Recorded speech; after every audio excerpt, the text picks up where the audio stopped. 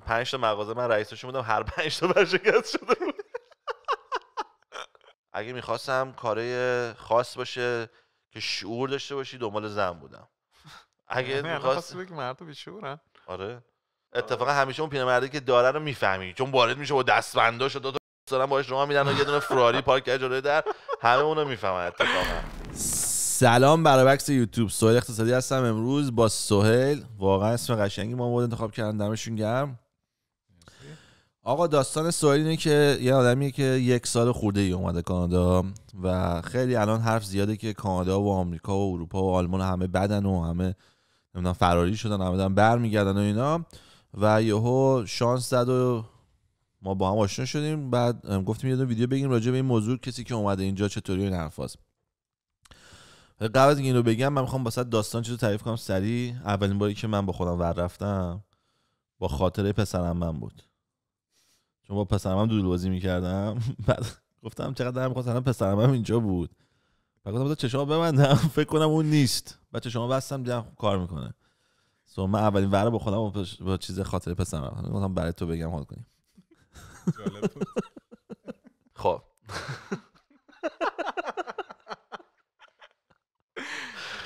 حالا که خنده اومد به لبات، حالا بگو ببینم داستان چیه، اومدی چی شد که اومدی کانادا، چجوری اومدی کانادا، چی فکر می‌کردی، چطوریه، میمونی یا میری؟ خیلی سوال بود. آره من رفتم چک. چی شد که اومدم؟ خب حالا ما همه ایرانی‌ها یه جورایی دوست داریم مهاجرت کنیم. یعنی زمانی که ایران هستیم احساس می‌کنیم حالا یه جورایی تو زندانیم و حالا بیشتر دوست داریم فرار کنیم از اون شرایط. چجور شد که اومدم؟ خب چند سال دنبالش بودم، نمیشد، ترای میکردم نمیشد. مثلا میخواستم یه دوبار اروپا رفتم، اونجا نشد بمونم. یک کشور دو تا کشور؟ نه بیشتر است، چند تا کشور. هلند بود. هر تو مسکرین گفتن نه؟ آره دیگه نمیشد. یعنی خب من توریستی میرفتم، میخواستم شرایطو بسنجم، بعد مثلا بدونم چه جوریه داستان، خیلی سخت بود. خب یه حالا پرونده مهاجرتی هم داشتم برای کانادا و اونم نشد، سر جریان نمره آیلتس هم نرسید اون تایمی که میخواست، دعوتنامه اومد. و بعد حالا این شرایطی که برای ایرانی‌ها ایجاد شد برای ویزا، حالا شما با هر ویزایی وارد کانادا بشی بعد میتونی اینو تبدیل کنی به ویزای کار و خیلی شرایط اوکی و میای اینجا کار می‌کنی. چی؟ جاهای دیگه اینطوری نیست؟ نه، مثل که توی 100 سال اخیر این شرایط فقط برای ایرانی‌ها پیش اومد. خب دیگه اومدم و من خیلی راحتم ویزا شدم چمدون رو بستم اومدم و میدونستم خیلی سخته. یعنی با حالا چرا سخت نباشه آخه؟ اونا که فکر میکنن آسونه، من نمیفهم چرا این فکر میکنن. آره دیگه سخت این کار زندگیه وقت کشور عوض کنی. آره واقعا، و از زیر صفر شروع کردن به نظر من، حتی صفر هم نیست. خب دیگه اومدیم و با چالش‌های اینجا روبرو شدیم، ولی در کل راضیم. گفتیم برمیگردی؟ نه اصلا دوست ندارم برگردم. 4 تا چیزی که دیدی اینجا خیلی خوشت اومد چی بود؟ 4 چیزی که دیدی گفتی خوشم اومد؟ خب اولین چیز آرامشش بود، تمیزی، بارون، خوشحالی آدما. آره اینکه آدما شادن، کاری به کارت ندارن. تو صورتشون خشم و عقده رو نمیبینی اصلا. حالا بعضی وقتا آدما میبینی مثلا یارو داره راه میره همینجوری مثلا خیلی معمولی، مثلا نمیتونم دیگه توضیح بدم چقدر معمولی، بعد میفهمی یارو انقدر گنده است، انقدر مثلا یارو پروفسور فلان، مثلا رئیس دانشگاه است. دقیقاً تو ایران باشه یارو اینطوری داره راه میره، من اینجا قضا واسه تو صف مکدونالد پشت من مثلا واسه یه سیب زمینی بگیره. دقیقاً اینش من خیلی دوستم که همه خیلی ریلکسن. کسی تو ایران تو فقط میخوای قدرت پیدا بکنی که بری به یکی چوسی بیای، واقعا، و از بالا به پایین نگاه کنی. متاسفانه این مادر حرف میزنه جو وقتی ما این ویدیو ضبط میکنیم، بعد میاد اینجا وقتی تمام عمر خونه رو داره، بعد تو بگی من نگم بشم مادر الان داری اینا رو ضبط میکنی. آره دیگه ضبط شده دیگه، برو اون وقت خاله مادر اینجا تلفن حرف میزنه راه میره، اینا کات میشه دیگه. امیدوارم نشینه، بذار یاد بگیرم مردم. چی بگم؟ خب آقا برگردیم به داستان ایران کانادا. آقا کانادا چیشو بدت میاد. من میخوام بدیاشو بدونم. اینی که الان مد شده همه میگن بده و اینا، میخوام ببینم تو الان چیو میتونی بگی آره و اینو راست میگن. بدم میاد، من از چیزی بدم نیومده تا الان. با این اسم این قشنگی خب معلومه دیگه چجوری آدم خوبی هستی. اوه رسی بیرون گل نمیزنی تو؟ من نه. فوتبال چی؟ نه از بچگی اصلا ورزشی نبودم. کلا واسه کار گل نیستی. گل نمیکنی حداقل تو بیرون پار کنه گلو هدیه میدم ولی گل من کو. من گل میزنم اونجا. اون بار گل بود اونجا. بعد نور بهشون میخورد، همشون داشتن خوش میشدن ورشون داشتن. کجا گذاشتی؟ فریزر. گذاشتم تو فریزر. بعد یه دونه گرفتم برای تاق تولد پسرم، یه دونه برای تاق تولد دخترم. که چیکار کنی؟ که وقتی 19 سالشون شد بتونن علفیو که روز تولدشون رو خریدم بکشه. چه خفن. بابا خیلی بابای باحالی هست. آره. حالا مثلا دخترم نشسته داره مثلا 20 سالگی داره هروئین میزنه سر این کارهای من، مثلا خرابش کردم با همین چیزا. خیلی نگاهش کن تو لستک اوناش. یعنی همین روال میری جلو تا 19 سالگیشون؟ آره همین دیگه. اوپن مایندی همین. آره من اصلا مریضم. من تنها کسی هم که دوستام عوض نمیشم. یعنی مثلا من دوستام میبینم بعد چند وقت مثلا یارو میبینیم مثلا آره دیگه عوض شده و مثلا جور حرف زدنش حتی عوض شده. پسرم لطفاً ندو. فرزندم پسرم لطفاً چیه؟ اگه میگفتی مادر سگ میخوری زمین به شخصیت تو میخوره، ولی تو پسرم ندو دیگه نداریم بابا، خودت باش. بعد آدما همه تو فیلمن دیگه، من نمیدونم چرا. برعکس یوتیوب برمیگردیم. خیلی عالی بود. یه بریک مشتی گرفتیم، یه فوتبال کوچیکم بازی کرد، یه دونه توپ زد ولی گل نشد. خب آقا حالا سوال دارم. بله. چند وقت اومدی کانادا دقیقاً؟ من دقیقاً 5 ژانویه 2024 اومدم. خب میشه 15 ماه. 2024 دیگه درسته؟ آره. چقدر پول آوردی با خودت؟ حدوداًش هم قبوله. حدوداً فکر کنم 12,000 دلار. اولین کاری که کردی چی بود؟ توی رستوران کار کردم. نه کار نه. آه. رسیدی اینجا چیکار کردی؟ خونه گرفتی، اجاره کردی، خونه رو از ایران چیز کرده بودم چون من کلا یه آدمیم بعد همه چی اوکی باشه بعد بخوام مثلا حرکت بزنم. اینا میتونی بیا جلو هر کم میخوره. هر جا که راحت. بعد چیز بود دیگه، یعنی از ایران حالا که از دوستام اینجا بود داداشش دیگه با اون چیز کردم. خب بعد گفته بودی خونه میخوام، اتاق گرفتم دیگه روز اول اینجا. خیلی کار آقانه کردی. آره. چون بودن یعنی بهم پیشنهاد میدادن از این گروه ها و فلان اینا، بعد میگفتن خیلیاشون فیکه نمیدونم پولتو میخورن و فلان اینا. از کارا من نمی‌سم میشه کنم. آقا خواستین من اتاق جنبی. آره میگفتن حالا هست نمیدونم، من که اینجوری برام اتفاق نیفتاد. بعد خب آشنا بود. چقدر بود یه اتاق اجارهش؟ اتاق 1300 بود. 1300 ماهی. بعد برای پول برق و گاز چیزی نباید میدادی دیگه؟ نه دیگه کلا 1300 کلا بود. دستشویی شیر یا خصوصی؟ کلا 4 تا اتاق بود. خب بعد حالا اون طبقه که ما بودیم 2 تا بود، برای ما 2 تا بود، بعد 2 نفر بود. اون سرویس بداشتی شد. کسی که باهات زندگی میکرد بیاید راجع به این صحبت بکنیم.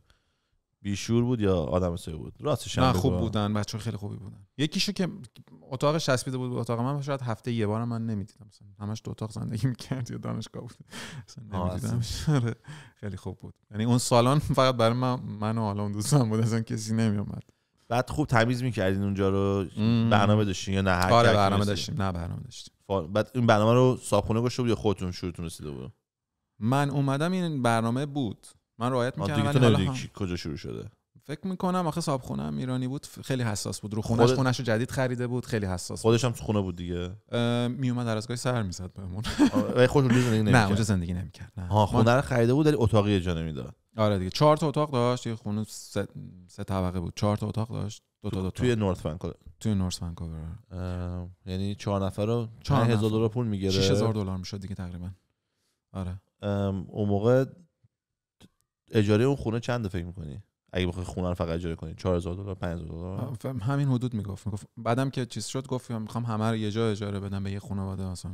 آره چون 6000 دلار 1000 دلار اضافه پول میگیری ولی هدکت بیشتره، داستان باید دیل کنی و خیلی اتفاقایی که میفته یه سری ماها خالیه. من یه خونه داونتاون دارم، خیلی من خواستم اتاق اجاره کنم، من ندادم. بعد جالب دادم به یه نفر، اون اتاق اجاره میده. اینم همین، یعنی آخر سر همینو گفت، اجاره رو ماه به ماه، حالا 2 ماه به 2 ماه میبرد بالا $100. بعد اجاره شما رو میبرد بالا؟ آره دیگه، چون قرارداد مثلا 3 ماهه بود.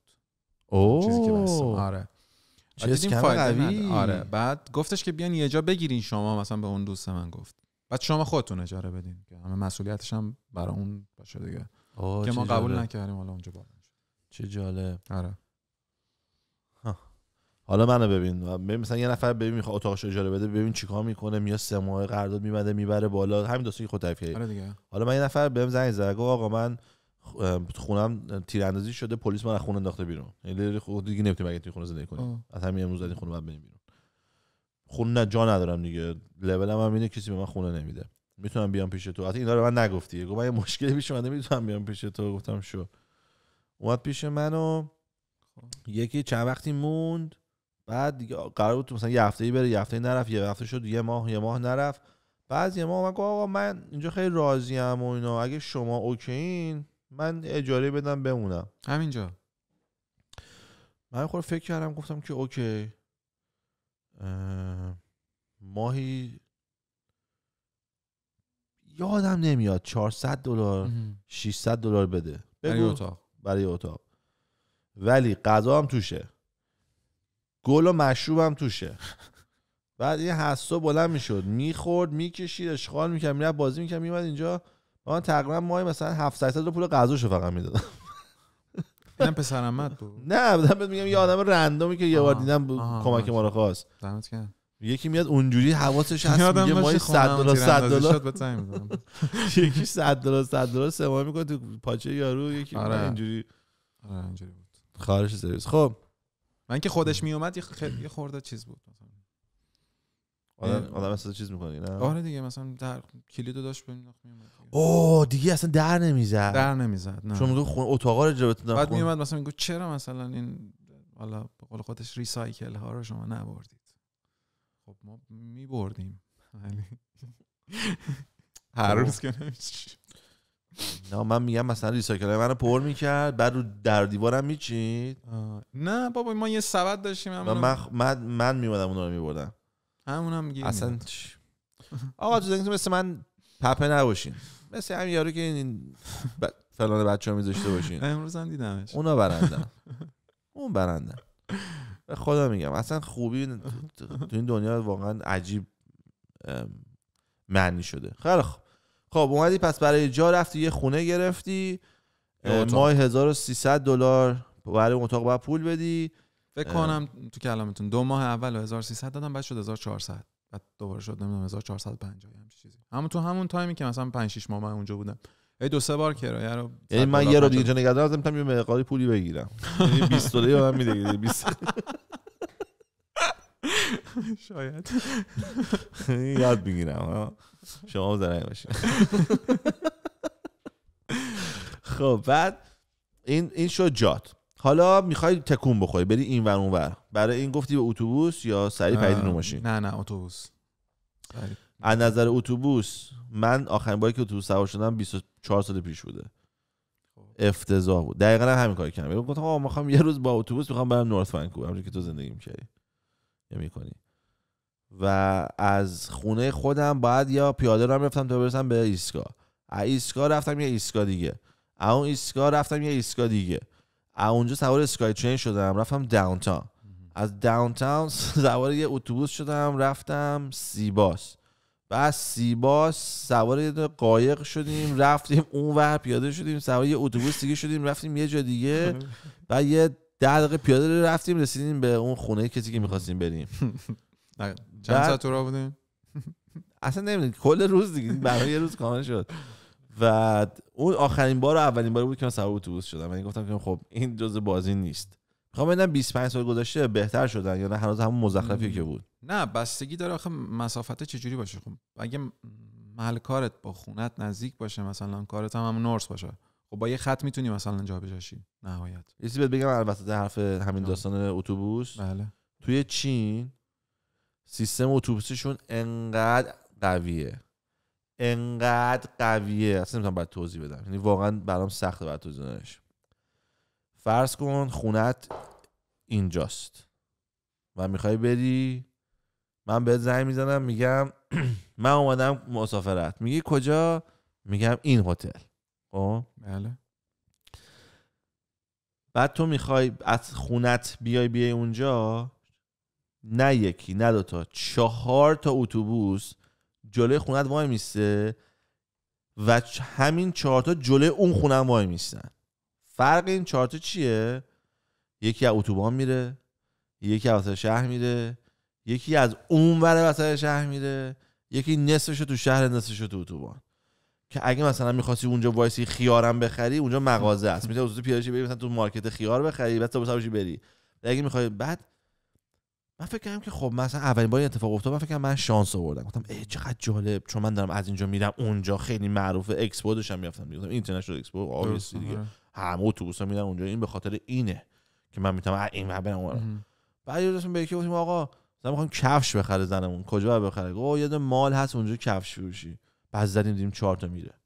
بعد قشنگ وقتی بعد راه دور نبوده، مثلا فرض کن از برنابی می‌خواستی بری ونکوور داونتاون، درسته، یه همچین، نه از تو برنابی می‌خواستی بری تو برنابی، تو همین فاصله مثلا 4 تا آپشن بهت میداد، 4 تا آپشن میداد. بعد واقعا قشنگ اینجوری بود. بعد یه دونه میرفت اینجا، یه خیابون میرفت اینجا، بعد یکی دیگه خیابون بعدیه رو میرفت اینجا، یکی خیابون بعدیه رو میرفت اینجا، یکی خیابون بعدیه. بعد الینا تو هر کدوم از اینا یه جا پیدا کرده بود که اینا جالب بود و برای همین خطای متفاوت استفاده می‌کردم. گفت اینجا برم کیفمو عوض کنم بعد بریم کفشه، بعد دوباره اینجا حالا می‌خوام برم این یکی عوض کنم بعد بریم کفشه.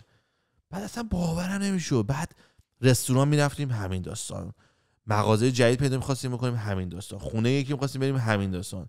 هر آدرسی رو میزدی با فاصله 3 دقیقه به یه ایستگاهی میرسیدی که 4 تا اتوبوس از 4 تا مسیر متفاوت دستشن تو رو دم درش وای میستادن، نه سر کوچه، نه 20 دقیقه 10 دقیقه پیاده رو برو، دم درش پیاده میشدی میرفتی تو، انگار که ماشین خود. اصلا باور نکردنی بود، یعنی واقعا دم چینگم پر و کور کم ریخت چقدر این سیستمشون قویه. اگه بخوایم اینجوری مقایسه کنیم نه، پس افتضاح سیستم حمل و نقل اینجوری. نه من تو بعد اون اصلا، چون خیلی وقتا مثلا شما ایستادی یعنی چک میکنی خب اتوبوس قرار مثلا چه میدونم 6:30 بیاد، بعد این میزنه که مثلا تأخیر داره، 10 دقیقه تأخیر داره، 5 دقیقه تأخیر داره.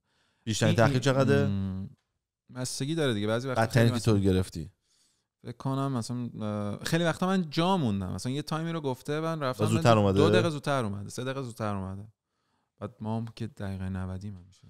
نه تو چین اگه اشتباه نگم هر 4 دقیقه یا هر 7 دقیقه می اومدن. نه مثلا بعدیش بعد 40 دقیقه بعد اومده. نه اینجا چپ و راست بود که در لولی بود که مثلا الان گفت بریم اونجا، نگاه می‌کردم گفتم الان 6 دقیقه داریم میرسیم، گفت آره بود پیو، یا مثلا هر 15 دقیقه بود، یه چیزی بود که اگه نگاه می‌کردیم ببینیم مثلا 7 8 دقیقه بودیم، انگار مثلا خوشحال می‌شیم که نزدیکه، یا دیگه بد ترین حالت مثلا 20 دقیقه بود که بس وقت داریم آروم بریم پایین یه دونه آب میوه‌ام بخریم و از این حرفا. واقعا من عاشق چین، اگه چین نرفتین تو زندگیتون حتما برین چین. اولین جا هم برین گوانجو، خیلی خوبه. بیجینگ نه دیوار چین به تخم دیوار ساختن. این الان چه خبره؟ اونم خیلی خوبه دیگه. من تا حالا 2 بار رفتم نیویورک، اون زن سلیطه سبزو ندیدم هنوز. بقیه‌اش هم ردم نشدن که مثلا تو تاکسی بگه اونو میگن اونا. مثلا میگه آقا چه جوری رفتین نیویورک رو ندیدین؟ آقا چی ببینید؟ چون همه میرن اونجا رو میبینن شما نمیرین، یعنی چی؟ من میگم دیوار چین رو چرا ندیدی؟ من میگم آخه چیش دیدنت، بیشترین اطلاعات راجبش داری، خوندی، از 7 زاویه دیدی، از ماه ازش عکس گرفتن دیگه، چی میخوای راجبش ببینی؟ میخوای بری روی سنگ وایسی؟ چه هیجانی داره؟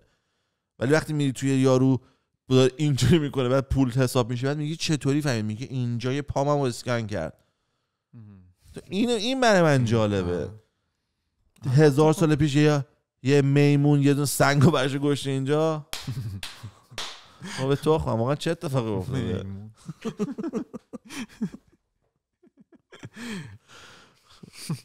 خب پس این شد برفتن. هنوزم با اتوبوسی من میگی؟ آره هنوزم ماشین نگرفتم. خیلی خب پس یک سال با اتوبوس جواب داده.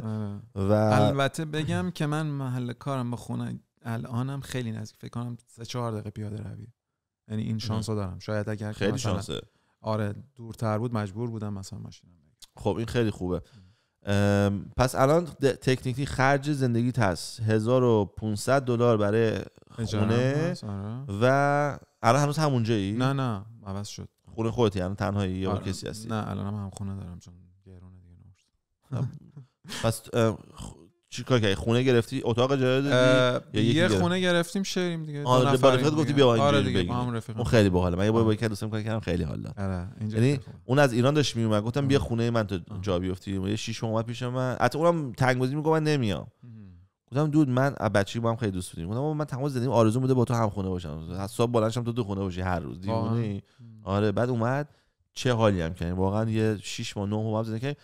قرار بود بیشتر بمونه متاسفانه باباش فوت کرد. بعد یهو بلند شد رفت. دیگه برنگشت. چرا برگشت؟ ولی برگشت دیگه رفت یه جایی گرفت. یعنی برگشت گفت دیگه من میرم یه جایی و من آردی دوست دخترم گفته بودم بیاد خونه من بمونه دیگه. اون فقط اومد مثلا یه 2-3 هفته مون تا جاشو بگیره و چمدونشو برداشت رفت. بعد دریوس رفته وسایلشو 1 سال خورده گوش دست من بمونه. اینقدر علف مونده اینو گوشوده تو چمدونش قایم کرده. خب عقده ای تو که داری میری 1 سال میبینی من دارم واسط معاشیتو نگرم دارم باید تشکر بده من تو دیگه چه واقعا حرومزاده ای هستی. کاش اسپانی بود یه چیز اسپانی مینداختیم. اسپانی هم نبود. بابازیش روس بود. میگفت بابازیش تو خونه روس حرف میزنن. از اینا بودن که مثلا اومده بودن پناه شدن به ایران. خلاصه پس این شد. حالا کاراتو به من بگو. اومدی الان روز اول فکر گفتی که بریم کانادا آلول کنیم یا نه روز اول گفتی من باید برم کار کنم و زندگی بسازم؟ روز اول افتادم دنبال کار. یعنی هنوز من درخواست چیزم نیومده بود. روز اول که همون درخواست دادم برای ویزای کار. بعد هنوز نیومده بود که حالا مشخص هم نبود چقدر زمان میبره این 1 ماه 2 ماه 6 ماه. من از همون روز اول رزومه رو از ایران درست کردم. شروع کردم اپلای کردن. اول آنلاین بعد حالا از این تو پیجا و فلان آدمایی که مثلا میشناختم میگفتن که باید خیلی حالا کانادا اینجوریه که شما رزومه تو پرینت بگیر حضوری هم برو مثلا حالا اون جایی که چیز بود. خب من این کارم انجام دادم دیگه. ولی خب میگفتم که ویزای کارو دارم چون میدونستم که بهم میدن. آره دیگه رفتم دیگه. یعنی اول که دنبال کار چیز بودم حالا کاری که ایران انجام میدادم. چیکار می‌کردی ایران؟ من بوده دکتر دامپزشک بودم. دیدی گفتم خیلی انگوش می‌کنم. نه خیلی سکسی. من کار کلینیک نمی‌کردم. ولی خب اینجا مثلا رفتم سمت کلینیک و بیمارستان دامپزشکی. بعد دیدم جواب نمیده چون مدرک رو اینجا من نگرفتم دیگه. با مدرک تو شوشی گفتن اینجا اصلا جواب نمیدادن. یعنی حالا آنلاین که اصلا هیچ ایمیلی رو جواب ندادن. اصلا تو نمیدونی الان شاید مدرکم داشتی جواب نمیدادن. آره کلا جواب ندادن و حضوری هم که میرفتن میگفتن فعلا هایرینگ نداریم به خاطر اینکه حالا ژانویه و فوریه اینجا خیلی دده و فلان. چه جالب. فکر حیوان خیلی بومینگ باشه و همه دارن حیوان میخرن. داره ولی خب مدرک ایران رو اینجا قبول ندارن. یعنی یه سری من فکر می‌کنم داشتم نمیدادن اینجا که تو داری میگی. چرا؟ چون میگی همشون میگن ما خوبیم و کار آدم نمیخوایم. حالا میگفتن ما نیاز نداریم به نیروی جدید. بعد کجا بودیم؟ آره دیگه بیخیال شد. بعد دیگه اینجا بهم گفتن خب حالا یه رزومه جنرال درست کن. فیک دیگه چون مثلا کار جنرال نکرده بودم. چجوری فیک رو درست کردی؟ چه میدونم هرچی بلد بودم. خب نه اصلا زدی کجا کار می‌کردی؟ زدم چون علاقه به آشپزی داشتم زدم تو رستوران کار می‌کردم مثلا. آره. من واسه چی می‌زدم؟ من تو ممه کار می‌کردم. تو چی؟ ممه. خب بعد کجا می‌خواستی دنبال کار بگردی؟ دیگه نمیدونم دیگه. من فقط تو چیزی که دوست داری رو زدی. تو نایت کلابا. هم ممه کار. آره. من کاری که کردم رفتم توی مال بعد دیدم مثلا یه چند تا مغازه بسته شده. بعد میپرسیدم که این مثلا مغازه برام گفتم این مغازه چیه مثلا چی بود؟ میگه اینجا مثلا این بود اسمش بسته داره یه چیز دیگه میاد. یا اگه مغازه جدیدی باز میشد مثلا آمارش میگم این مغازه مثلا 3 ماه باز شده. بعد گفتم که اینجا قبل از 3 ماه چی بوده؟ بعد میگم اینجا بوده سهیل فروش. بعد میادم میذارم من منیجر سهیل فروش بودم واسه 1 سال. بعد که زنگ میزدم به سهیل برشکست شده بود دیگه نبود. بعد میگم خودم اینو میگفتم 3 ماه پیش بستن به خاطر همین الان من دنبال کار جدیدم. من رزومه اولمو اینجوری کردم همه کارام 5 تا مغازه من رئیسشون بودم هر 5 تا برشکست شده بود. نکنه در این دست توه.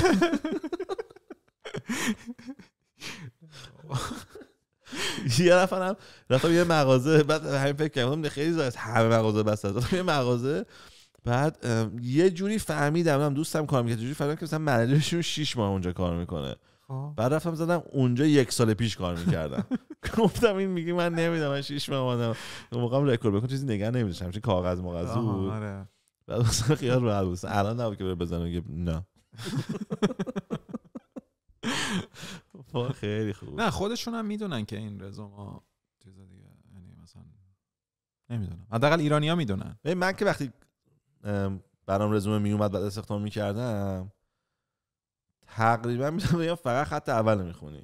آره میخوندی من حسامم 41 بارا گم شو پیر سگ میخوام می تو جعبه 41 سالگی.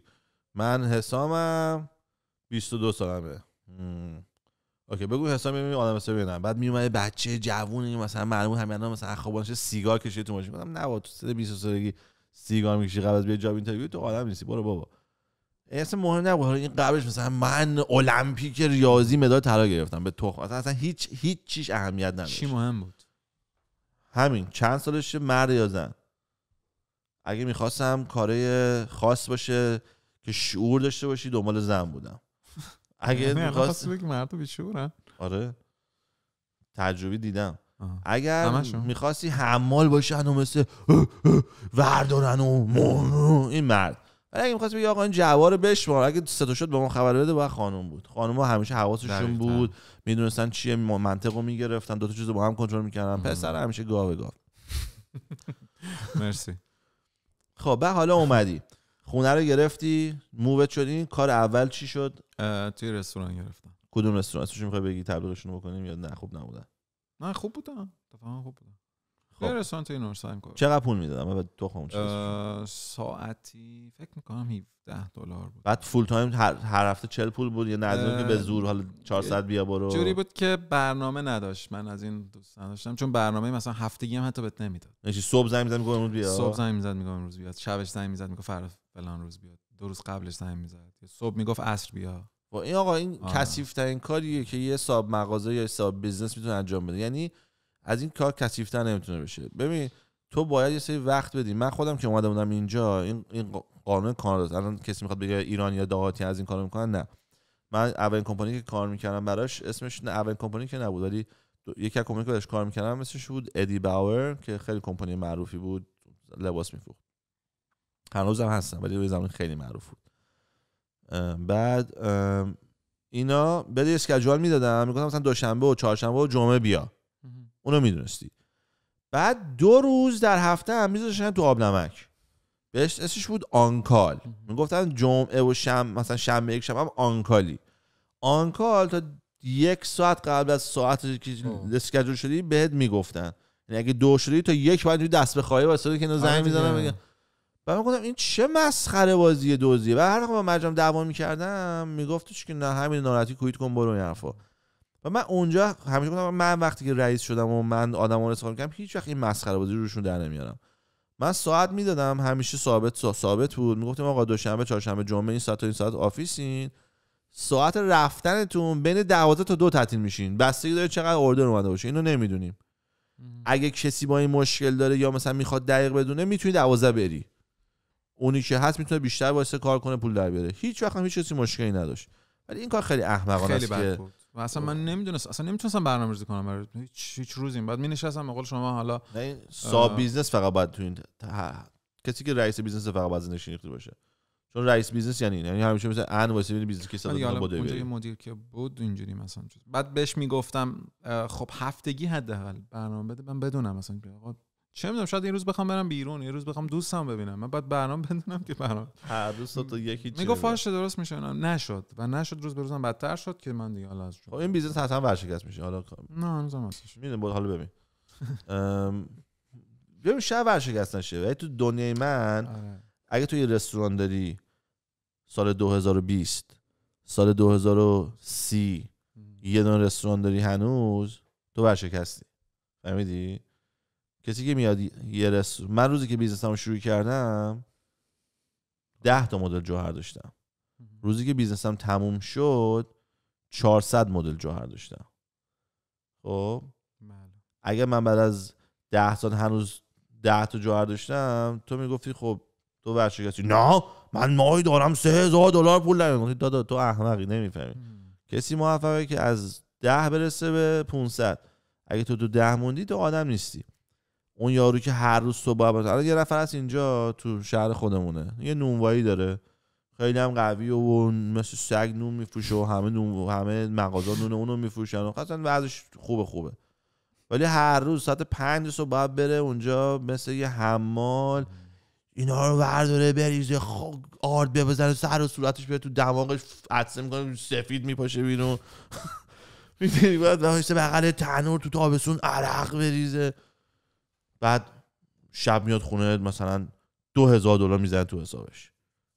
این تو دنیای من ورشکسته است، این تو دنیای من باخته بازیو. اینم باز باخته. آره ولی این خوش نمیفهمه. میگه این سگ داره آره این باخته چون خودش ایستاده. تو اگه نمیتونی کمپانی تو آره. اتوماتیک بکنی که ربات، تکنولوژی یا حیوان انسان کارتو رو انجام بده، تو این بازیو باختی. تو یه کارمندی.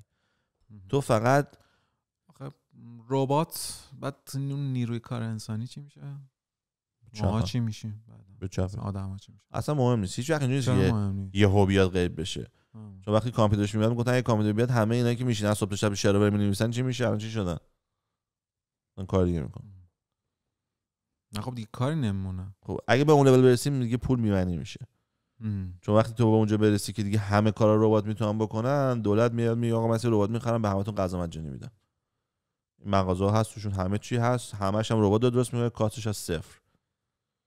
زمینشو داره، رباتشو میده، برقش از خورشید میاد، شارژ میشه، میده تخم میکاره، میشه خیار میبره میده تو میخوری، تو میکنی میرینی، تموم شد. یه قرم پول دیگه لازم نیست. اونا این کارو میکنن، خیار میخورن. واسه نگران اونا نباش. به بدبختی نگاه نکن، به خوشبختیش نگاه کن که الان به لول رسیدیم که ربات میتونه بیاد یه کاری بکنه که من تو ماشینم میشم خوش رانندگی میکنه. آره. این شوخی داریم میکنیم. خلاصه این الان دنیای کاریت. خب پس حالا با این وضع احمقانه چقدر ساعتی پول در می اومد؟ ساعتی ببخشید هفته چند ساعت کار میشد؟ میگم روزهای اول مثلا اینجوری بود که من 13 ساعت سر کار بودم. 13 ساعت رو پا. همه رو میره 13 ساعت یا بازم مثلا 11 و نیم میزد. نفهمیدم از این کارا میکرد. میگفت ولی خب حالا من زیاد نبودم آخه اونجا، میگم فکر کنم کمتر از 2 ماه بود دیگه. دیدم با این سیستم من اصلا نمیتونم پیش برم. بعد میگم مثلا هفته 2-3 هفته اول اینقدر زیاد بود که اصلا من دیگه توان بدنی آخه کارم نکرده بودم، کار فیزیکی اصلا من ایران نکردم، کم آورده بودم، مثلا داغون بودم. بعد یهو دیدم این داره کم میشه، یعنی ساعت‌ها رو همونجور داره کم میکنه. خیلی بی دلیل، یعنی اصلا دلیل خاصی هم نداشت. حالا کارمند جدید استخدام کرده نه است که حالا آدمای جدید رو می آورد که حالا به قول خودشون ترین کنن و فلان کنن و بعد ترینینگشون هم که رایگان بود دیگه. بعدا فهمیدم که پول بدی. حالا اون تو همه میگفت رایگان، تو 2 روز میرفتی کار میکردی پولم بهت نمیداد، بعد آخر سر روز سوم میگفت دیگه نیا. و بعد یه نصف از ماه رو همینجوری با این برای بکس گل این کارو با تو میکنن، برین دولت شکایت کنین، شورت یارو میکشن سرش، کار غیر قانونیه. ببین یه مهاجر که روز اول اومده نمیتونه. من همین دارم اینجا میگم دیگه. اینجا یاد بگیرن دیگه. من خودم رفتم پیش همین یارو که بهت میگم میگفت آن کال میذارم، دهن ما رو سرویس کرده بود. بعد همون روز اول که رفتم پیشش می‌خواستم کار بگیرم، گفتم که من اینجا یه هفته مجانی کار میکنم، اگه حال کردی من نگه دار. گفت من نمیتونم تو یه هفته اینجا، بهمون میگن بردگی، برده داری اینجا ممنوع، من نمیتونم تو رو اینجا مجانی میگم، تو بیا اینجا من باید تو پول بدم. همین نه، یا باید کار کنین، اصلا آپشن نه دیگه این آپشن نداری هست دیگه، چون میدونن که نیاز دارن، حالا جدیدایی که میان این کار باشون انجام میدن و کار خودشون پیش میره دیگه. اینا رو هم بگو دیگه، چیزی که فهمیدی پاس رفتار رو بگو که بچه‌ها یاد بگیرن. یعنی اینو خیلی زیاد فهمیدم که هم چیکار میکنم. مثلا آقا یه هفته میگم شما بیا ترین ببین، آموزش ببین برای مثلا فلان، حالا اون پوزیشنی که هست توی حالا هر جا. اگه میخوای من یه دونه پوزیشن اوپن دارم واسه ماساژوری، میخوای 2 روز بیام ماساژ بده، اگه حال کردم واسه استخدام دارم.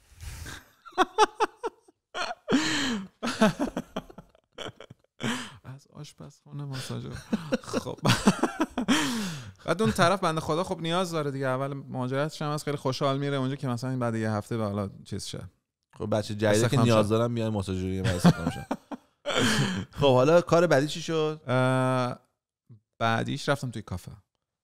بعد از اون کافه الان رفتی جای دیگه؟ نه الان هنوزم هنوز کافه همونجایی. هم. ولی توی اون بین این کار کافه یه پت شاپ هم رفتم، یه 3 ماش توی همزمان هم کافه بودم هم پت شاپ بودم. اوکی. بعد به خاطر اون پارت تایم کار دامپزشکی که که به بس بشی. گفتم حالا یه جورایی بس بشم، ولی دیدم اصلا یعنی الکیه بس نمیشه. فهمیدم. آره. بعد البته کافه اونجا چیز شدم، ولی آف شدم.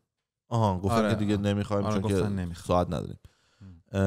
نه حالا یه دلیل دیگه چیز درشو بگو اگه جالبه. گفتن ما تارگت های مالی مثلا توی دسامبر رو نزدیم و حالا شما نمیتونیم با شما ادامه همکاری بدیم و اونم فهمیدم که اینم خیلی رواله، یعنی توی اینجا کانادا همون دوره حالا 3 ماهی که شما قرارداد اولیه رو می‌بندی، قبل از اون 3 ماه ممکنه یه هفته قبلش بگن دیگه نمیخوایم که نخوان حالا تعهدات بیشتری بدن، بیمه رو بدن، فلان کنن. اونم همینه دیگه. نه بازی نمیکنن، فقط پیوری نگاه میکنن بدن، اگه آدم خوبی نباشه میندازن بیرون.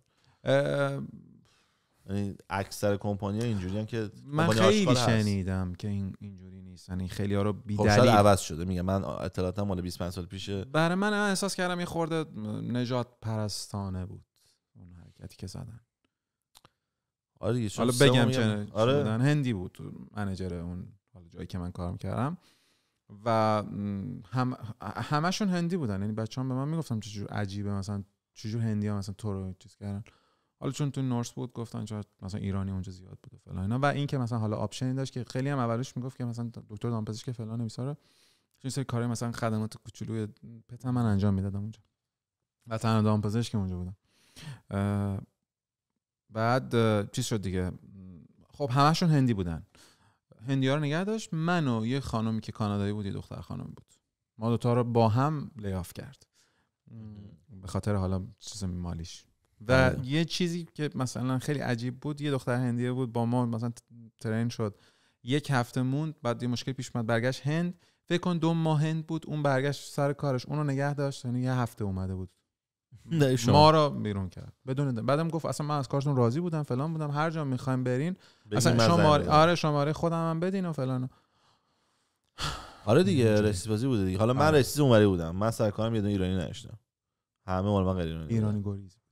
آره من یه دونه ایرانی نداشتم، یه دونه ایرانی گرفتم کمپانی کوبید زمین. فکر کن کل کمپانی ایرانی داشت. خیلی هم این دیدو دارن، اونم تنها کسی که کمپانی رو زد زمین. ولی من خلاصه من اخلاقم اینجوری بود، این که میگی 3 ماه داری، من توی کمپانی بودم دیگه 3 ماه هم گذشته بود نمی‌تونستم بندازم بیرون. بعد ما بعد ساعتی $200 میفروختیم. اگه من روزی 8 ساعت کار می‌کردم اون روز من 1600 فروخته باشم. بعد مثلا من اوریجم بود، من نمیدونم چی بود، من هر روز میس می‌کردم. بعد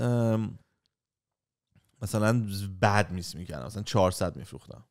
بعد میگه بعد 1600 بفروشی. میگم یعنی چی بعد دست خودت هم بود مثلا اون فروشه، یعنی بعد من همین میگفتم، گفتم به من چه یارو نمیخواد بخره، اومد میگه یه شاب میخوام چیکارش کنم، میگم پول بده توفا میدم چیکار کنم، این مسخره این چیه. بعد یه روز اومدن یه ماه مثلا 1 سال من تو این کمپانی دارم کار میکنم، اومدن یه دونه چیز گذاشتن، یه دونه حتی بازی گذاشتن که امروز هر کی بیشتر کاپشن رو بفروشه بهش مثلا یه اتکلون جایزه میدیم یا عطر. فردا این بود که به $100 میدیم، پس فردا این بود که به یه دونه کاپشن مجانی میدیم. بعد هر روزم یه چیزی بود، هر کی امروز بیشترین چت رو بفروشه. داشتن یه استادی میکردن. خب ما که نمیدونیم، ما هر کی چت بفروشه بهش مثلا اینو میدیم. خلاصه توی اون ماه من مثلا از 30 روز یادم نمیاد دقیقشو، ولی مثلا فکر کنم مثلا 18 روز کار کردم.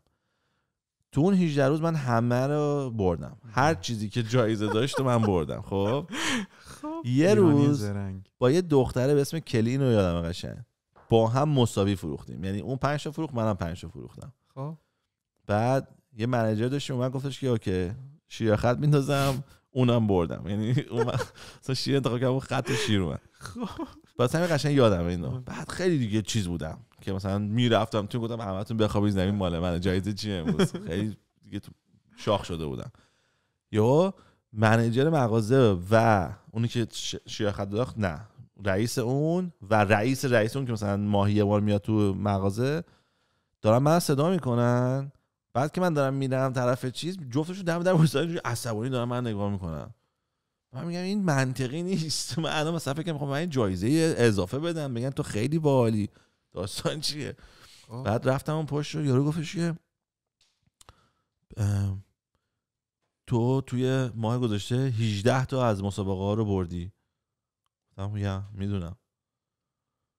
گفت تو یک سال گذشته یک روز سلزتو مک نکردی. بعد تو اون 18 روز سلز همه بالاتر بوده، سقف مغازه رو بردی پایین. این پروف میکنه که تو اگه بخوای بفروشی میتونی بفروشی، فقط نمیفروشی. گفتم خب این it's a learning. گفتم این یه لحظه ایه که شما باید زیاد بگیرین، که شما میتونین بیاین اینجا یه جایزه کوچیک بزنین که من براتون کار کنم، ولی وقتی هیچ جایزه نمیدونین من 106 تا داری من پول میدین، من همون 106 تا لول کارم اینه. گفت نه تو داری پول میگیری باید فولی کار کنی. گفتم من نمیکنم، همین که داری میبینی ریزالت اینه، جایزه بده اینه، جایزه نده اونه. گفت نه بهت میگم باید کار کنی. گفتم من نمیکنم. بعد گفت باید کار کنی. بعد من اینجوری کردم، بعد رفتم بیرون. هیچ وقت نمیدونم این کانورسیشن رو اینجوریش هم میافتم. گفتم الان میخوان از من قدردانی کنن، چی فکر میکنی برام خریدن؟ فکر کنم دیگه برام یه دونه مثلا این چیزا بود. بعد یارو گفت تو فقط واسه یه پول کار کردی، واسه جایزه یک سالیش گوی نخوردی، هر رو میس کردی. خب مهمه دیگه. خب حالا اومدی و رفتی تو این کار دوم. این کار دوم اول چقدر هفته داری ساعت میگیری؟ اینو فول تایم هم دیگه. فول تایم درستم فول تایم 40 ساعت فول تایمه. داستانم نداره. آره از 2 هفته قبل برنامه‌مون مشخصه، حقوقا سر تایمه، همه چی. بعد گفتی 2-3 بار رئیس سر تو کلا گذاشته، پولتو کمام داده. چی بود داستانش؟ اون قبلیه؟ نه جدیده. من کی گفتم؟ شوخی کردم. دینگ دینگ زنگ رو حسش میزنه.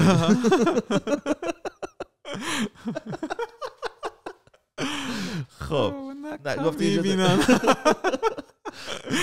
خب گفتی اونجا میری و دیگه الان همه چی خوبه. پس 40 ساعت کار میکنی، ساعتی بگو اوریج $20. کمتر. آره میدونم، ولی دیگه من واسه حساب کتابی دارم میگم واسه بچه‌ها. آره تقریبا میشه هفته $800 درآمده، درسته؟ آره دیگه. پس 2 هفته اول که کار میکنی پول اجاره میره و غذا. نه 2 هفته دوم چی میشه؟ من خیلی ول خرجم کلا. یعنی چرا؟ ول خرج بودم. خب دیگه اونجا پول خب بود. خب میدونی که کار احمقانه است یا نه؟ اوایل مهاجرت خب یکم جوگیر بودم. آره فکر کنم با پولی که از ایران آورده بودم میرفتم خرید و فلان. بعد اصلا گفتم خب کار پیدا میشه اوکیه فلان. بعد دیدم نه پول داره تموم میشه، اصلا هیچ خبری از کار نیست، اصلا نیست. اصلا نمیخواستم از پول مثلا از ایران پول مثلا برام بفرستن. خب خیلی زشت بود مردم مثلا. آره هیچ دیگه یکم استاپ زدم و الان یکم حالا معقول تر رفتار میکنم. خب نه معقول تر بهش توش توضیح بده. 1600 پول داری چی میشه؟ چی کارش میکنی؟ میگی 1000 بدیم حال کنیم وایسیم چی میشه؟ یا نه داداش این میره واسه این میره واسه اون، چیکار میخوام؟ حالا فول تایم بعضی وقتا کمتر.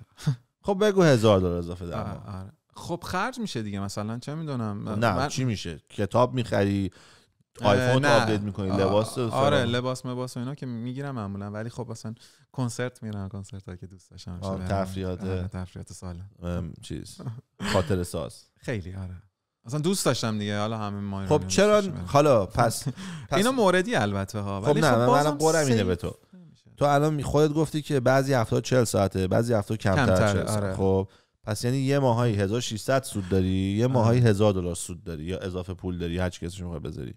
من 1300 دارم اجاره میدم. بعد خب خورد و خوراک هم هست. خب چقدره؟ خب من با خودت پرسیدم گفتی 1600 کافیه. نه کافی نیست. چقدره؟ میخوام بدونم یاد بگم خرج چقدره. من اصلا حساب کتاب یعنی اصلا کلا آدم خب حساب کتاب چرا نه؟ نمیدونی این باعث میشه که تو عقب بمونی. آره چرا نباید بدونی؟ الان بگی که میدونی من میدونم سال 2000 چند شنبه آدامس 95 سنتی خریدم. یه به این فکر بکن، فرق خودتو با یه آدم دیگه ببین تو دنیای فاینانشال. نه هیچ کم سال اصلا هیچ وقت 2000 به من نگفتش که اینا رو بنویس اهمیتی داره. من سال 2000 اکسل نوشتم. برای کسی که میفهمن سال 2000 کم کسی بود تو رزومت میزدی اکسل بلدم استخدامت میکردن. اکسل نوشتم که ترک بکنه خرجامو و توش مینوشتم اگه مثلا پول داشت میزدم، بعد اگه قرمز بود یعنی کردیت کارت بود، آبی بود یعنی چیز بود. همه فایلش هنوز دارم. چه باحال. آدامس میخریدن 95 سنت توش میزدم، از حساب چکینگم کم میشد 95 سنت دبیتی که داده بودم اونجا مینوشتم. موقع این کارو میکردم. خب این خیلی مهمه چون وقتی نگاه میکنی خب من الان دیگه نمیکنم تو اون لول خب چون خرجام خیلی زیادتر شده و زندگی یهو ضربه‌ای بهت میزنه. مثلا میگم تو داری $100 جمع میکنی یهو یه تلفن بهت $40,000 ضرر میزنه ها. یا مثلا اتفاقای خیلی متفاوتی اینجوری پیش اومده برای من تو همین سالی که مثلا تو همین یک سال که نتونستم درست سیو کنم مثلا چه میدونم پنبه گوش پاکن تو گوش من گیر کرد یه $500 فقط بیل بیمارستان برام اومد فقط یه پنس بیرون آورد چون اون موقع هنوز MSP من یه چیزم بیمه فعال نبود. قدر بیمه رو واقعا باید دم کنم خیلی خیلی مهمه. میگم یعنی مثلا حالا این که یه کوچولوشه ولی خب مثلا این اتفاقا هم زیاد میفهمم و این بیشتر دلیل میشه که تو حساب کتاب داشته باشی که یه حد امرجنسی فاند داشته باشی. من پوینتم من چیزی میخوام به تو بگم اینه که تو یه زمانی نشستی آخر ماه شده $1,000 اضافه پول داشتی یه زمانی آخر ماه شده $200 اضافه پول داشتی. خب هر 2 ماه تو همه پول پس این ایراد تویی. تو اگر 6 ماه پشت سر هم $200 اضافه داشتی تو زندگیت همونجوری میرفت جلو. خب اون ماهایی که $1,000 داری دیوس چرا نمی 800 بذاری کنار بگی فکر کن $200 داشتم چون اگه با زور میکردن تو پاچت قبول میکردی چرا نمیتونی واسه خوبی قبولش کنی؟ از این به بعد دارم میفهمی دید منو؟ تو اگه میای یه ماه به هر دلیلی گوش پاکن تو گوشت گیر میکنه رئیس دوز عذاب در میاد بودم نمیدونم پول ول کن اون رئیس قبلیه رو نمیدونم اونی که زندگی دوزیده بود اصلا دیگه برنگشت که تو 1,000 بشین بگیم بیا نری سر کار چه مسخره بازیه. ولی به هر دلیلی که اتفاق رئیس بیفته نبود اون منیجر اون قسمته بود خیلی حالا فهمیدم شاخ شده بود. به هر دلیلی که تو به سرت بیاد یه ماهی از همه کمتره و اون ماه هنوز زنده میری جلو. پس تو بیا اون ماه تو بکن بگو من فرض کن هر ماه اینطوریم. حالا مثلا من یه مثلا دیگه بچه‌ای نمیدونم ولی تو فقط سری میزنم من مثلا پول اینترنت هم از $100 هر ماه $200 میدم. چرا؟ چون $200 بود چقدر میدادم؟ چون حتما تو باید بکنن تو پاچت به زور. میفهمی؟ من الان مثلا تو اروپا میگن اینترنت $8 درسته. خب اینترنت ما $100 اونا وقتی میان اینجا میرینن تو خودشون اینو میفهمن. میگه یعنی تو شما اینترنت $100 میدی ما $8 میدیم. خب اگه ما الان به اون یارو مثلا آلمانیه میگفتیم اینترنت ما $200 همینقدر کف میکنه که اینترنت $100 باشه دیگه. فقط کمپانی‌ها دیساید کردن اگه 50 هم میگفتیم همینقدر براش عجیب بود. $50 من €8 دارم میدم. پس اون کمپانی‌ها دیساید کردن اونا میتونن €8 از ما بگیرن. دیساید کردن 6 برابر بکنن نه 12 برابر بکنن تو شونه ما. من میگم خب اگه اینو میگفتم آره میگم اینو 12 رو میکنم 24 که من که حرفی نمیزنم بزنم الان همه‌شون 200 میدونیم. خب بیا من همیشه فرض میکنم همه چی 2 برابر میدم اینجوری هم وقتی گرون میشه به من اصلا هیچ فشاری نمیاد. دوم من به هر کمپانی زنگ میزنم میگم واسه ببندم باهاتون یه رو بازم نمیکنن دو یه چک $5,000 $10,000 واسه من میفرستن. در صورتی که تو با هر کمپانی میخوای ببندی خیلی خوب یه دونه $10 کانسلیشن فی داریم یه جعبه داریم خونتون اونو $20 بعد بدی یه دونه این مونده مثلا یه تلفن اونجوری بوده و یه $90 دیگه میکنن تو پاچت میگی بابا زنگ زدم میگم دیگه نمیخوام قیافه گوهتون رو ببینم $90 دیگه هم بازم میگن تو پاچه ما. بعد این انقدر به آدم هرس میداد اون لحظه اون $90 یا $20 هر چقدر که میخواستم بکنم تو پاچت تا $1,000 میتونه باشه خیلی به من هرس میداد. من گفتم من چیکار کنم من این پولا رو میام از قبل میدم من که نمیدونم آخر چه بامبولی میخوان درست کنن. حالا یه مثال واقعی با راجرز بودم یه تلفن ازشون خریدم. ما وقتی تلفن میخریدم میگن آقا این تلفن رو بگیر مثلا بیا ماهی $20 اضافه بده. خب من گرفتم این پولم دادم هر چقدر که اینا گفته بودن. درسته. بعد که زنگ گفتم میخوام چیز کنم ببندم گفت باید پول تلفن رو بدی. گفتم دادم که. گفت نه ما تفاوتشو این نه دادی اونو 2 سالش هم دادی. خب ولی تو کانترکت نوشته بودیم اگه خواستی بری باید یه $800 $900 دیگه هم بدی. چرا؟ من نمیفهم تا امروز نمیفهمم که من حساب کردم پول تلفن مثلا بود $2,000 اینا با حساب من $3,000 گرفتن. یعنی مثلا تو قبلا پول تلفن $2,000 بود وقتی من اومدم اینجا وقتی من اومدم کانادا گرونترین تلفن $300 بود. بله. اون تلفن کمپانی به تو مجانی میداد. میگه آقا بیا صفر تو اینو وردو ببر نو مال تو به من نه قسط تموم شد مال تو برو تو خط داری با من میگیری ماهی $40 پول تو بده تموم شد. خب من با راجرز تلفن دارم ماهی $40 دارم پولمو میدم ولی برای اون گوشیه داری پول میدی؟ نه. بعد گفتم یه گوشی جدید میخوام. اینا گفتن خیلی خوب بیا ماهی $40 اضافه بده. بعد من حساب کردم مثلا $40 ضرب در مثلا 24 ماه میشد پول آیفونی که اون موقع بود. گفتم خیلی خوب. بعد 2 سال که خواستم کنسل کنم گفت بعد $900 دیگه هم بدی. گفتم $900 دیگه چیه؟ مگه پولو دادم؟ گفت نه تو مثلا اگه پولش $2000 بوده ما $1200 شو با تو حساب کنیم. ولی یه کاری که میکنن یه بهره‌ای میذارن روش که اون عدد دقیقاً میشه قیمت آیفون، تو نمیفهمی. میگن تو داری ماهی $20 میدی، قیمت آیفون هم هست $900 تقسیم بر 48 میکنی دقیقاً میشه همین دیگه. بعد تو هم میگی اوکی. بعدن که میخوام یکی میخونه که میفهمه، من که نمیخونم فقط میگم اوکی مثل 99% آدما روز آخر میره. اینا میدونن که این کارا رو میکنن که روز آخر بکنن تو پاچه تو، اتفاقی نیستش. و من چون حوصله ندارم همش حواسم باشه کی میخواد بکنه تو کونم، من این گوشم داده بیمه. و روز آخر دقیقاً زدم بهش گفتم که گفت بعد 900 گفتم خیلی خوب از اون چک کم کن. گفت به جای $5000 برای 4100 میفرستی. من هنوز $4000 همونقدر برام باحاله که $5000 باحاله. آره دیگه. همونقدر که اگه 200 بکنم تو پاچت همونقدر هرس می‌خوره که 400 بکنم تو پاچت، اونورش هم میفته. یا یکی دیگه که دارم، یکی از رفیقام جدیدا بهم زنگ گفت دمت گرم بهم یاد دادی، اگه پلیس منو بزنه بغل بهم جریمه بده، هر چقدر جریمه باشه همونقدر من واسه خودم کادو می‌خرم. مثلا میذارم میگه دریوسش خیلی $400 پول جریمه سرعت بدی، میگم اوکی. همونو میرم مثلا توی مال برای خودم $400 یه دونه مثلا کفش می‌خرم. یا یه دونه مثلا پلی استیشن 9 می‌خرم برای خودم. چرا؟ میگم اگه جریمه $800 بود من چه کاری نمی‌تونم بکنم که. ولی الان یه اتفاق خیلی بد و خوب میکنم، چون من نمیخواستم برم مال $400 به فنا بدم، ولی الان زندگی منو مجبور کرد یه پولو به فنا بدم. اگه زندگی منو مجبور می‌کرد به جای 400 800 به فنا بدم، همونقدر هنوز هرس می‌خوردم. آره. من میرم 800 میدم ولی خوشحالم میشم. واسه من پلیس میذاره اصلا ناراحت نمیشم. خب این کارو میکنه که اون خطاء یعنی مثلا فراموش شه دیگه. آره. یه جوری جای وقتی پلیس میزنه می تو خونه چرا خب مثل گاو رانندگی کردی تو که داشتی هر بدترین حس جریمه رانندگی. آره اصلا یهو میری تو این فازی که ناراحت میشی. من اینجوریم آخ جون چقدر جریمه چقدر میگیرم، میگه بهت کم دادم $90 بس علف میخرم دیگه. دارم دیگه شب دارم گلرم میزنم به یاد پلیس. مثلا این کارا رو که میکنم منتالی من خیلی چیزی که رو اعصابم میرفت و از خودم گرفتم و این راه حلش اینا بود. جالب بود. این کارا رو میکنم. برای همین تو هم همین کارو باید بکنی. تو میگی آقا من بدترین ماه هم $1000 داشتم، پس از این به بعد هر چقدر $1000 اضافه در آوردم من ببین نبینمش دیگه. آره. من که یه بار زندگی کردم با $1000 تو پاچم هم رفتم گوش پاکم رفت تو گوشم فلان دیگه $200 که دیگه لازم ندارم اینو بکنم. آخه یه بار هر ماه نه تو از اون مدلای که هیچ فراموش نمی‌کنی الان همینجا میگی 10 سال دیگه اون گوش پاکنه یادت دارم دوست این مدلی دارم.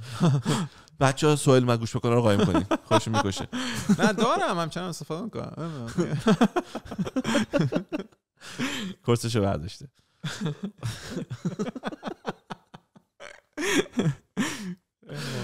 خب پس حالا الان 5 سال آینده یا آخرین سواله، 5 سال آینده رو چه ریختی می‌بینی؟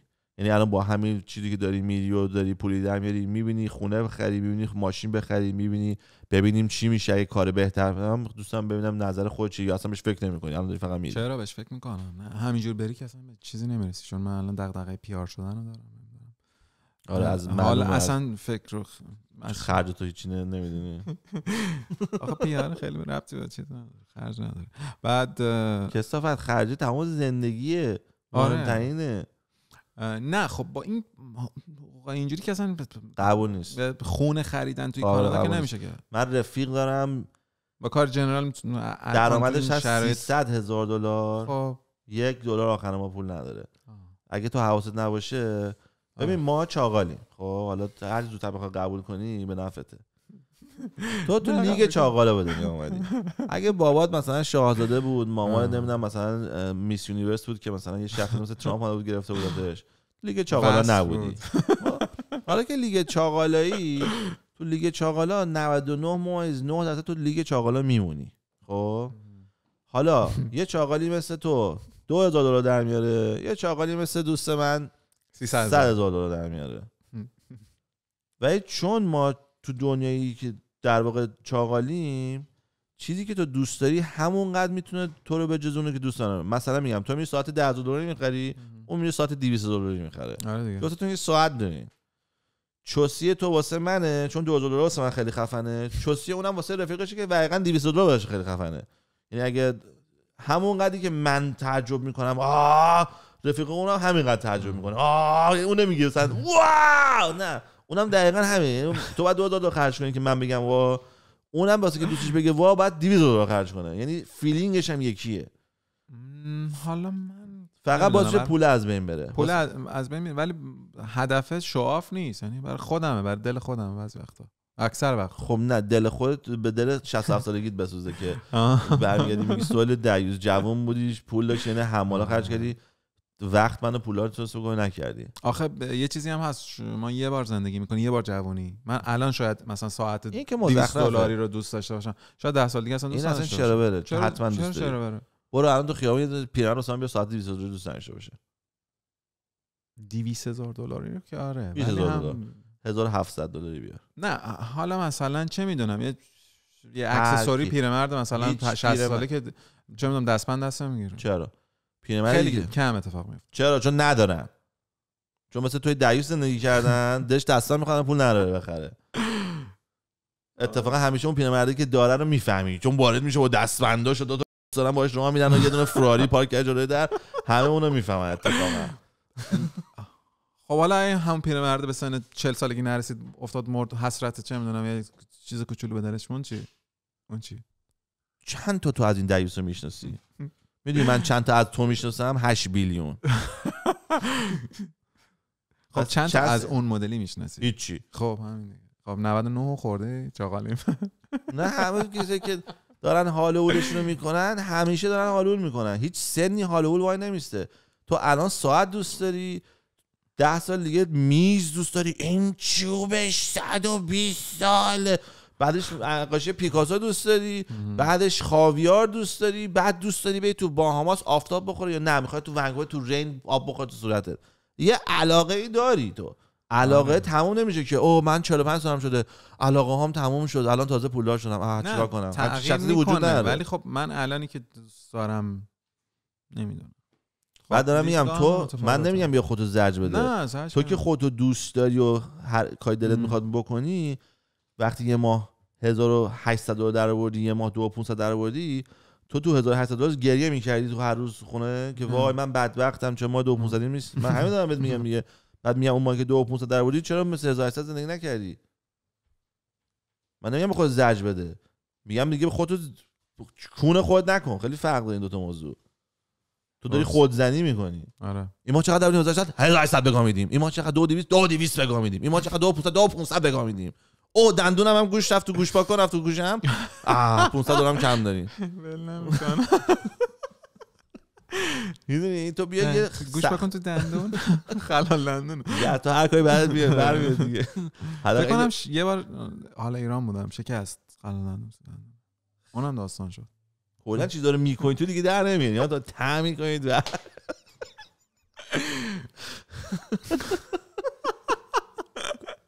یه ویدیو دیدم یه یارو داشت لیوان شراب. ای جونم سلام جونم. نو من این کورنر این گوشه این چقدر شکلات نخوری؟ تمام صورت شکلاته. Wait it is? برو ساسا بشونم. خب کجا بودیم؟ یه حمله شدیم بهمون. نمیدونم دیگه. چاقالا اینجوریه. خلاصه نکنین چاقال نباشید دیگه همین دیگه. این آخر حرف دیگه.